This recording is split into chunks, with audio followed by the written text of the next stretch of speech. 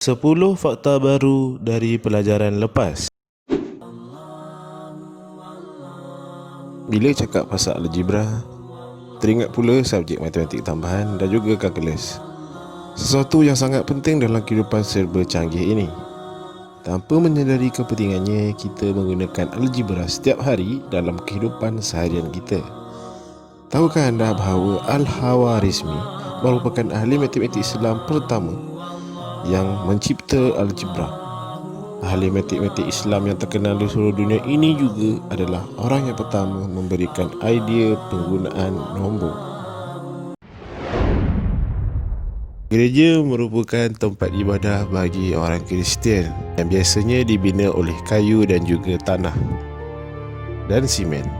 Tetapi tahukah anda, ada beberapa gereja di dunia ini yang diperbuat daripada tulang manusia. Gereja-gereja tersebut adalah Skull Chapel di Serna, Polandia, Wamba Accessory di Wamba, Spanyol, Hallstatt Karena di Hallstatt, Austria, Capuchin Crypts di Roma, Italia, dan juga St. Lake Accessory di Kutna Hora, Republik Czech. Namun begitu, tidak dapat dipastikan bahawa tulang tersebut adalah hasil kekejaman orang-orang terdahulu ataupun ada masyarakat dahulu yang mengambil mayat-mayat daripada tanah perkuburan dan diletakkan di gereja tersebut. Jika anda suka mengambil gambar atau berselfie, anda patut berterima kasih kepada ahli saintis Arab yang bernama Ibnu Al-Haytham. Beliau bukan sahaja menyumbang dalam bidang matematik, astronomi dan fizik, beliau malah telah memberikan perubahan kepada bidang optik. Kamera pinhole, iaitu kamera dengan aperture pinhole tanpa kanta, dicipta oleh beliau. Kamera yang diciptanya itu menggunakan teknik yang beliau temui ketika membuat kajian menggunakan cahaya yang dipancarkan melalui lubang pada tingkapnya dan membuat kesimpulan bahawa sinar cahaya akan menjadi semakin tajam jika lubang itu semakin kecil. Beliau juga membuktikan bahawa sinar cahaya bukan meninggalkan mata, sebaliknya masuk ke dalam mata.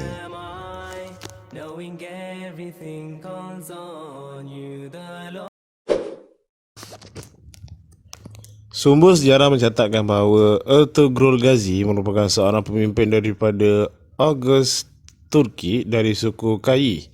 Beliau merupakan seorang bey yang berkhidmat di bawah kepimpinan Sultan Seljuk.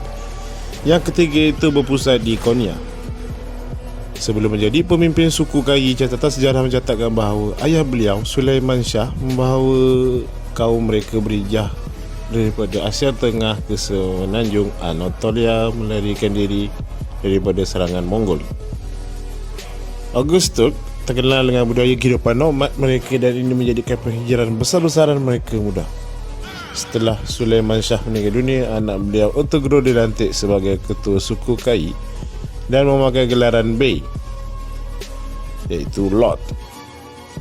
Ertugrul digambarkan sebagai ketua yang tegas, mahir dalam selok-belok peperangan dan persenjataan.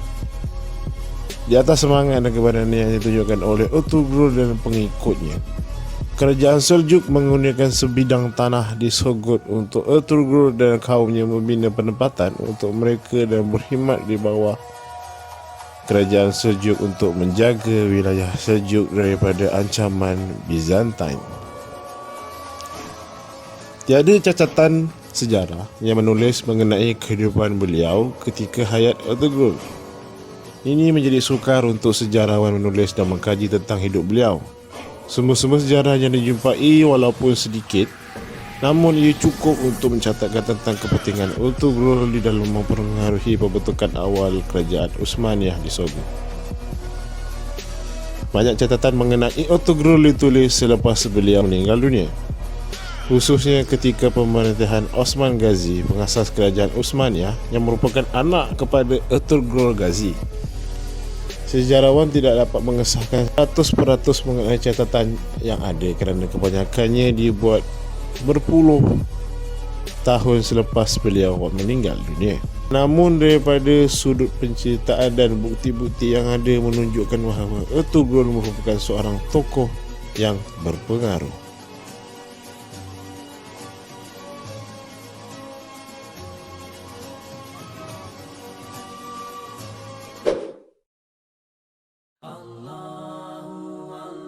Perkahwinan adalah sebahagian daripada liku-liku kehidupan yang dilalui oleh kebanyakan umat manusia. Ia adalah proses semula jadi yang diaturkan oleh Allah Subhanahu Wa Taala mengikut sifat semula jadi dalam diri manusia, iaitu berkehendakan kepada pasangan hidup. Bermula dengan perkahwinan Nabi Adam AS dengan Siti Hawa, maka zuriat manusia berkembang biak melalui perkahwinan. Biarpun hukum-hukum perkahwinan berubah dari keturunan terawal itu sehingga kepada syariat Islam yang diturunkan kepada umat Muhammad SAW, namun perkahwinan tetap mempunyai hikmah yang cukup besar. Daripada Ibnu Majah, Nabi Muhammad SAW bersabda, "Nikah itu sebahagian daripada sunnahku. Orang yang tidak mahu beramal kerana benci, maka dia bukan daripada kalanganku. Kahwinlah kamu kerana aku bangga dengan umatku yang ramai. Siapa yang ada berkemampuan bernikahlah. Maka siapa yang tidak mampu hendaklah kamu berpuasa. Sesungguhnya puasa itu ada ubat untuk menundukkan nafsu." Di sini kita pasti bahawa Nabi Muhammad SAW itu sangat menggalakkan kita untuk mengikut sunnahnya, iaitu berkahwin, kerana ia mampu mencegah daripada perlakuan keji seperti perzinaan. Oleh itu kita sebagai umat Nabi Muhammad SAW sentiasa mengamalkan antara sunnah-sunnahnya. Suatu ketika dahulu menaiki kapal terbang hanya untuk golongan kelas atasan saja, namun kini ia menjadi antara sistem pengangkutan yang menjadi pilihan kebanyakan orang tanpa mengira kedudukan. Tambahan pula, ada syarikat penerbangan yang mengambil pendekatan berdaya saing dengan menawarkan penerbangan tambang murah. Sejak itu, pengangkutan udara menjadi semakin popular dan mampu dinaiki semua golongan masyarakat. Pengetahuan berkenaan penciptaan kapal terbang banyak disogokkan dengan sejarahnya dicipta oleh Barat dengan mengatakan Wright bersaudara adalah tokoh yang mula-mula menciptakannya. Malah pengetahuan itu kekal diajar kepada anak-anak kita sehingga ke hari ini. Orang Barat sengaja menenggelamkan dan memadamkan sejarah sebenar permulaan ciptanya kapal terbang kerana mungkin mereka berasa malu memperakui orang pertama memperkenalkan konsep kapal terbang adalah seorang Muslim. Industri dunia penerbangan wajib berterima kasih dan mengenang jasa idea dari usaha kreatif yang dilakukan seorang Muslim kelahiran Andalusia, iaitu Spanyol, yang bernama Abbas Qasim bin Firnas. Beliau dilahirkan di Ronda, Spanyol pada 810 Masih dan lebih dikenali sebagai Ibnu Firnas. Beliau adalah seorang berpengetahuan luas dalam ilmu kimia dan teknologi. Dunia Barat lebih menjulang nama Roger Bacon sebagai pelopor teori dan konsep kapal terbang. Malah mereka juga menghebohkan seluruh dunia bahawa Wright bersaudara adalah manusia pertama yang menerbangkan pesawat. Fakta itu amat menyedihkan bagi mereka yang memahami dunia matematik kerana Roger Bacon lahir setelah 500 tahun selepas Ibnu Firnas. Wright bersaudara pula jaraknya dengan kelahiran Ibnu Firnas adalah 1000 tahun, iaitu satu Allah bezanya. Ini menunjukkan sama ada Roger Bacon atau Wright bersaudara bukan manusia pertama yang mengetahui dan berusaha menerbangkan pesawat ke udara. Berbalik kepada Ibnu Firnas, dicatatkan bahawa 875 Masihi beliau berjaya membuat sebuah model pesawat dengan meletakkan bulu pada sebuah bingkai kayu. Sebelum kedatangan Islam, masyarakat Melayu menganut fahaman animisme. Keadaan ini berubah selepas kedatangan Islam yang membawa konsep tauhid dengan menafikan kewujudan Tuhan yang banyak. Kedatangan Islam ke tanah Melayu dipercayai bermula pada abad ke-7 Masihi. Mengikut catatan Marco Polo, agama Islam telah tersebar di tanah Melayu sebelum abad ke-15. Pada tahun 1292, semasa Marco Polo dalam perjalanan pulang dari China, beliau telah melawat Sumatera. Perlak ialah pelabuhan pertama yang disinggahinya. Beliau menyatakan pada masa itu telah wujud usaha-usaha untuk mengislamkan penduduk tempatan oleh para pedagang di Arab. Sejak dari zaman dulu, iaitu zaman Nabi Muhammad SAW lagi, minyak wangi telah digunakan. Biasanya Rasulullah SAW akan mempersiapkan dirinya dengan menyapukan minyak wangi yang dikenali sebagai atar dalam bahasa Arab. Ia dibuat daripada minyak wangi semula jadi dan tumbuhan. Dua orang ahli kimia Arab iaitu Jabir Ibn Hayyan dan Al-Hindi adalah orang yang pertama yang membangunkan industri minyak wangi. Kaedah penapisan yang dicipta oleh Jabir telah memudahkan penghasilan minyak wangi, manakala Al-Hindi pula menggabungkan beberapa jenis tumbuhan dan herba untuk menghasilkan pelbagai jenis bau dan wangian.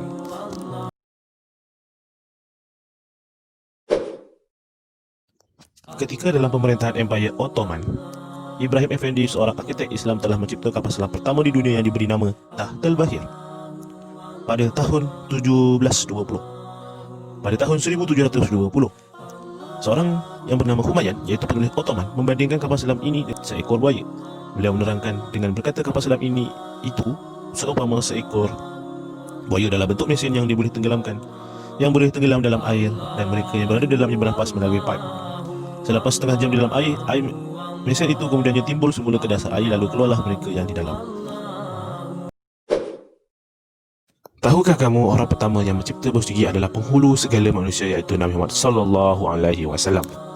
Baginda merupakan insan yang pertama menggunakan kayu sugi daripada pokok miswak sebagai berus gigi untuk membersihkan gigi dan menyegarkan nafas baginda.